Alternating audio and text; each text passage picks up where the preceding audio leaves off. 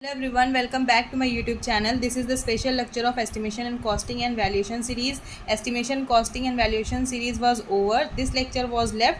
So we will cover this lecture here. Expected turnout. This topic is important and the different types of questions are framed from this topic. So what is expected turnout? The capacity of doing work by skilled labor in the form of quantity per day is called expected turnout. Okay. So quantity per day by a labor or skilled labor is called as the expected turnout. So there are different type of turnouts for the different types of work. We will see the item names and we will see the expected turnout for that work. So for a brick work with a lime or cement mortar in a superstructure, the expected turnout is will be 1 cubic meter per mason, but for a foundation and plinth, the brick work with cement and lime mortar expected turnout will be 1.25 cubic meter per mason. Brick work with mud mortar, there is a difference that it is with lime or cement mortar, and brick work with the mud mortar superstructure will be expected turnout will be 1.25 cubic meter per mason, and for foundation and plinth it will be 1.5 cubic meter per mason. So, and brickwork in cement lime mortar in arches will be 0.55 cubic meter per mason. So all these are the expected turnout for a brickwork for with different types of mortar and in the superstructure and foundation and plinth. Okay. Next is concrete work. So for a concrete work, first is the cement concrete of 1:2:4. Generally questions are asked from this topic. So for a cement concrete of 1:2:4 ratio, the expected turnout will be 5 cubic meter per mason. These type of question we have covered in our previous lecture of estimation, costing and valuation MCQs also. All these you have to remember. Next is for a RCC work, it will be 3 cubic meter per mason.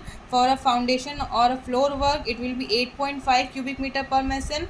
For a roof or terrace work, it will be 6 cubic meter per mason. For RB work, it will be 1 cubic meter per mason.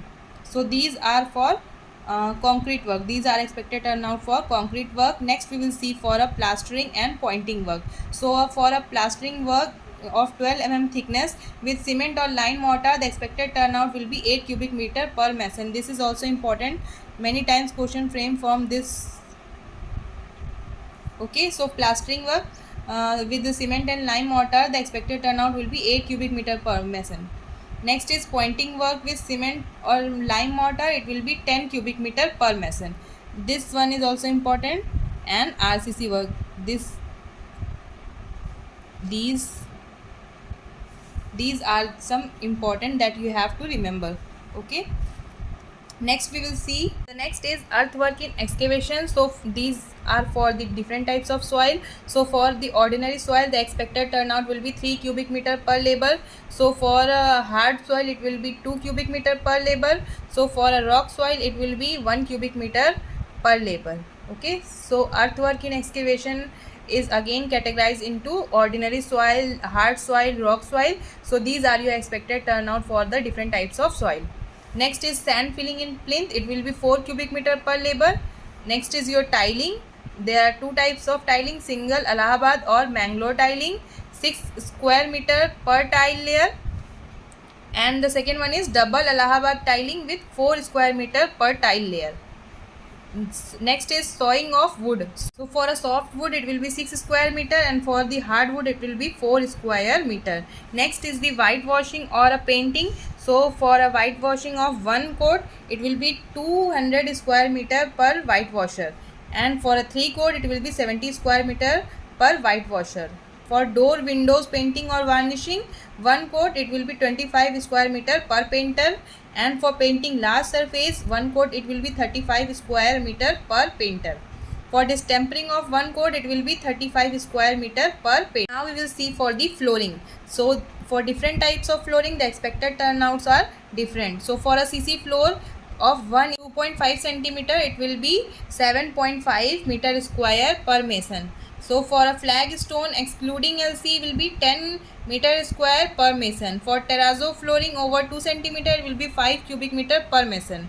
Okay, so for the different type of flooring there are different types of expected turnout. You can see all the different types of expected turnout for the different types of flooring. Next is the stone work. This is also important, that for a coarse rubble stone masonry it is 0.8 cubic meter per mason, and for the random rubble masonry plus dressing it will be 1 cubic meter per mason. For ashlar masonry in lime cement mortar it will be 0.4 cubic meter per mason. For stone archwork it will be 0.4 cubic meter per mason. Next is for your door frames. It will be for, if the door frame is for timber framing it of sal or teak wood, it will be 0.07 cubic meter per carpenter, and if for country wood it will be 0.15 cubic meter per carpenter. The next is door or window shutter. So for panel or glaze it will be 0.15 meter square per carpenter. For shutter batten it will be 0.8 meter square per carpenter. Next is for dressing work of stone. So for the ashlar dressing it will be 0.7 cubic meter per stone cutter, and if for the flag stone dressing it will be 1.5 meter square per cutter. So all these are the important expected turnout. There are more expected turnout for the different types of work, but we have covered only important and which are generally asked in the question. So we have covered all the important expected turnout. Okay, so if you find this video useful and if you have any doubt you can ask in the comment section, and if you find this video useful then please do like, share and subscribe, and cover the estimation, costing and valuation series from the playlist. Thank you for watching. Thank you.